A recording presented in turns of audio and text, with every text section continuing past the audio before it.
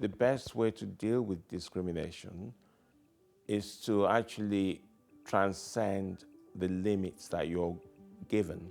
It's amazing how sophisticated and elegant he is at drawing out such complexities in a very nuanced but accessible way. I think as an artist, he sets a degree of ambition for the profession, which I think is pretty much unrivaled.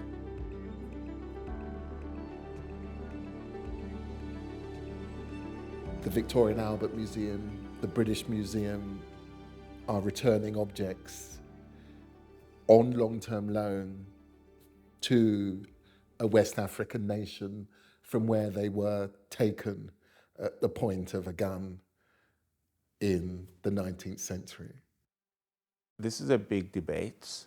Many countries actually want their works returned, and so does Nigeria. I mean, Nigeria has been asking for the return of the Benin bronzes since the 30s. Yinka finds an elegant, beautiful way of directing us to consider these things, to consider them historically, but also to think about our present responsibilities. I wanted to actually make a work that will explore the question of restitution. And the installation I'm creating is actually a recreation of the Benin bronzes in clay.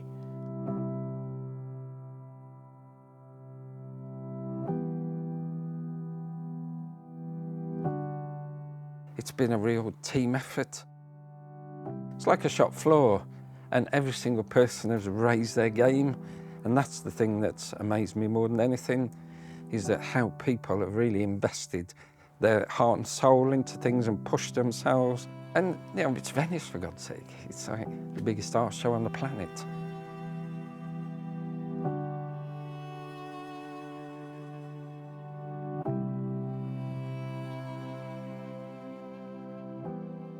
The terracotta represents the soil of Benin. We started doing lots of tests because we had to test for shrinkage. The slightest bit of water in that clay, when it gets to 100 degrees, just blows the thing to pieces.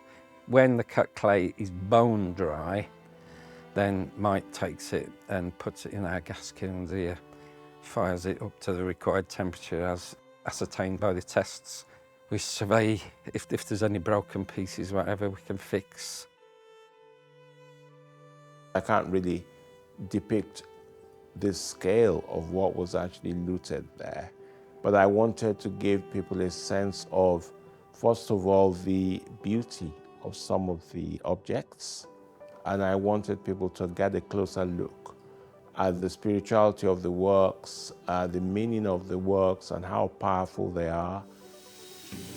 The pyramid itself, which Phil is making downstairs, it's so dangerous for people to be going up and down it all the time with these delicate ceramic pieces.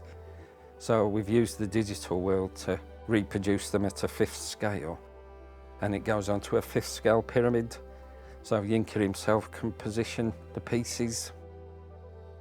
The cultural significance of those objects to not just Nigeria, to the whole of Africa and the rest of the world, you know, is huge and quite significant. So that's what I wanted to both raise a number of important issues around restitution, but also celebrate that heritage as well.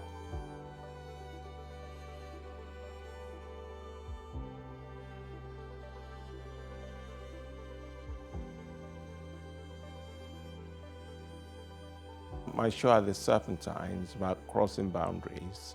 Geography, politics, psychological boundaries as well.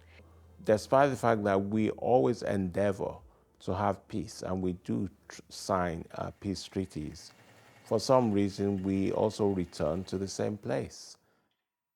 Why are we not learning?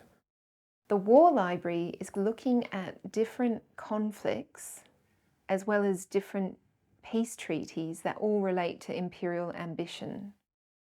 We see the title of the different conflicts and peace treaties painted in gold on the spine of each of the books. And there's also books that don't have any written information on the spine, and that's to represent new conflicts or new peace treaties.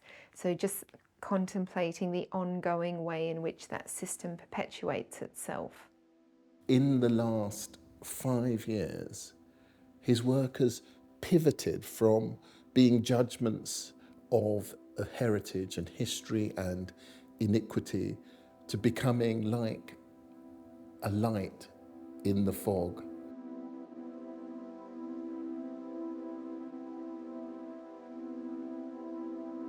Sanctuary City is aesthetically quite distinctive from, I think, just about all the other bodies of work that I've encountered of Yinka's. That work evolved because of the debates around migration and also because of the many conflicts around the world.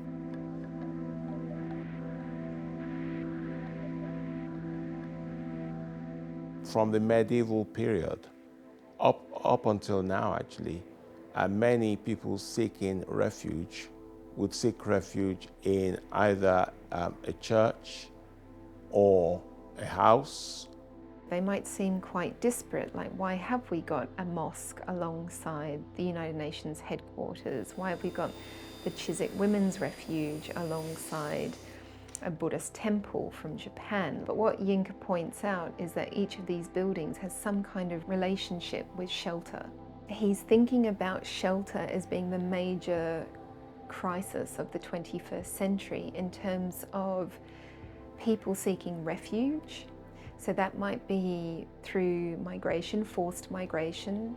He's thinking about domestic violence, the various ways in which a very basic human right, which is to have somewhere safe to live, is denied so many people. And of course, he's bringing it back down to those long-standing systems that have resulted in specific demographics being more at risk than others. We're in a very difficult moment right now.